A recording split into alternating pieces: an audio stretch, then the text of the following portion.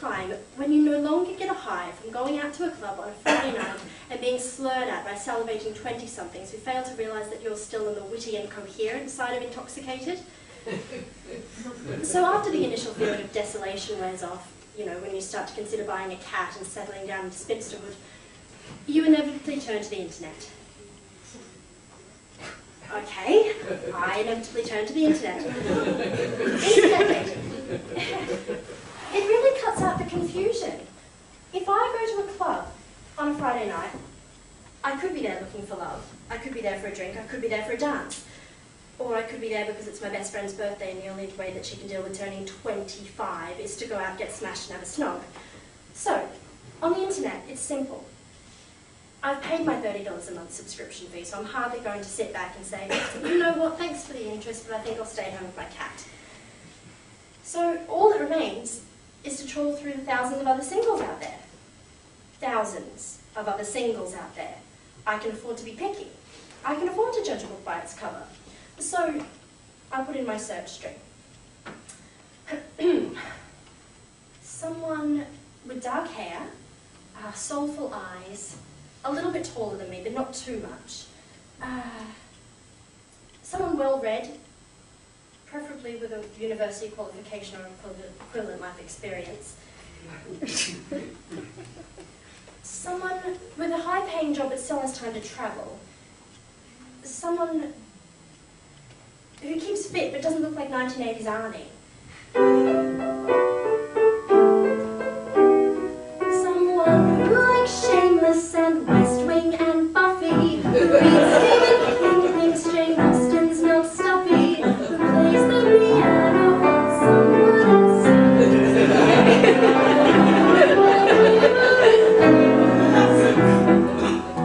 Someone who likes quiet nights in and adventures, someone a bit older but not yet indentures, someone who likes cuddles like someone who clings. These are a few of my favourite things. But see, it doesn't quite go according to plan. These people are out there, they're just not on this site because they're not single. So I go back and I widen the search a little bit. I'm looking for someone friendly, someone charming, someone outgoing, someone to talk to who's good in the kitchen, someone who comes shopping with me without bitching, someone looking for marriage, not just a fling. These are a few of my favourite things. And I even managed to get a few dates this way. There was the date that I thought went really well but didn't inspire a follow-up phone call. The date that had just broken up with a previous girlfriend and wasn't looking for anything serious but, you know, wanted to jump into bed anytime I liked. And then there was the date that thought that lying about one's age is fine as long as you stay within a decade or two of the truth. So I went back and I widened the search. Someone who speaks English between 18 and 30. Someone who says more than I want to get dirty. Someone whose left hand is devoid of gold rings. These are a few of my favourite things. When the phase through, it's time to renew. It all seems too hard. I simply remember on a Friday, reach for my credit card.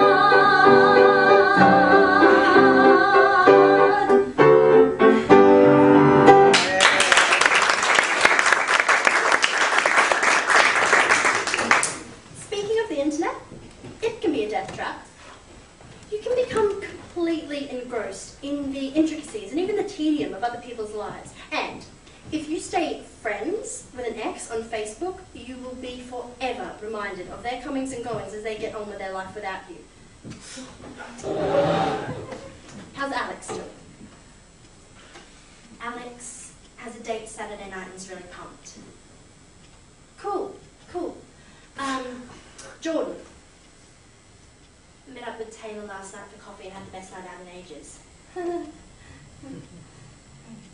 Joe.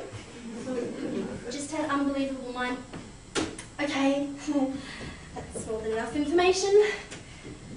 But it's not even the obvious status updates that are the main problem. It's the little comments that are open for interpretation. Joe has made the wrong decision. Joe has made the wrong decision. What does that mean? Does Joe think breaking up with me was the wrong decision? Does Joe want to rekindle what we had? Should I call Joe and see if a date is in the cards? But then, of course, it turns out that Joe's just actually bought a microwave dinner from Woolies, and tonight's lasagna is nowhere near as nice as yesterday's Tom Yum soup. Right? That wrong decision. And I know, even as I'm pressing view comments, how sad and lonely I appear. I know that if I was this attentive to anyone in real life, I'd be the proud owner of several shiny new restraining orders by now. But you know, it works in reverse as well. Even as I'm, researching my ex to see if they're now someone else's ex and might be in need of a little bit of comfort, someone else is doing the same thing to me. And not even people I've broken up with, but people I never went out with. You know the ones. There's James, who leaves a comment on every single one of your status updates, just so that you know he's still around. And then there's Toby, who's been through all of your 726 photos to find one that he's in, albeit from 2 years ago when he's standing right in the top corner, partially concealed behind a potted palm, just so that he can leave a comment in a, "Oh, what a happy coincidence, look what I stumbled upon quite perchance," kind of way. Anyhow, the point is, why else do we do it? We know people are going to dissect our lives in intimate detail. We do it to them, and we will expect the same.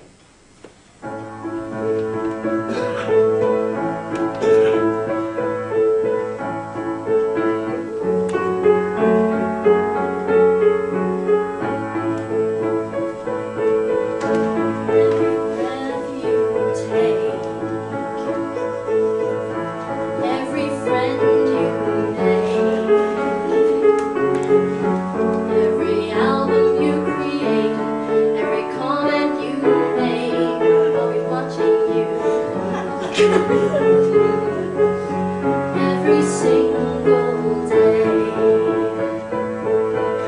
see the games you play. Every time you say, "I bought this on eBay," I'll be watching you.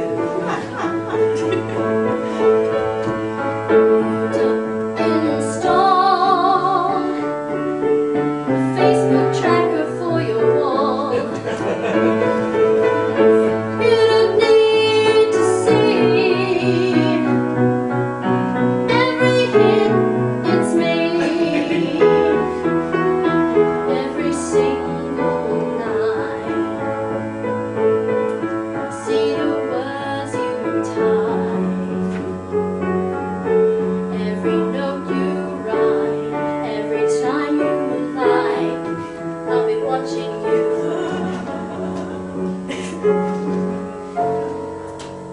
So, yes, I've been on both sides of that situation.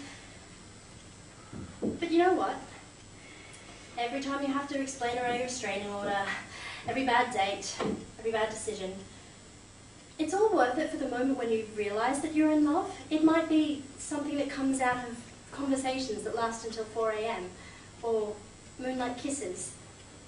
Or it might be the first time you see your crush with their head in a toilet with no control over their own gag reflex, and you still think they're beautiful. It's all worth it when you realise this is love.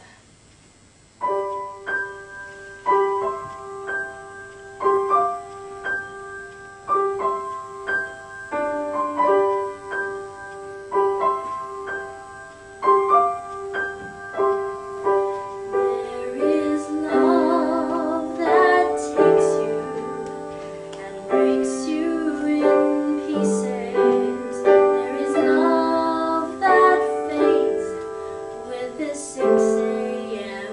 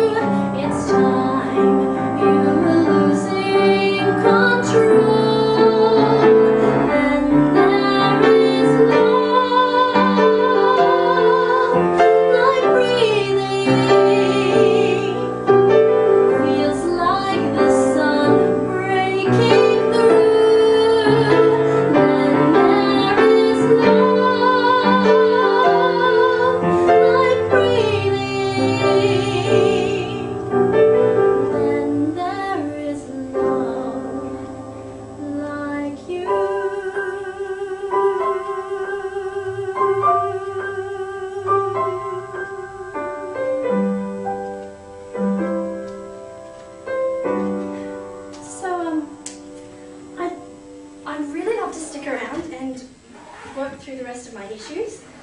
But I've actually got a date tonight. This one likes Shameless and West Wing, and apparently goes on right on the piano as well. I'll keep you posted.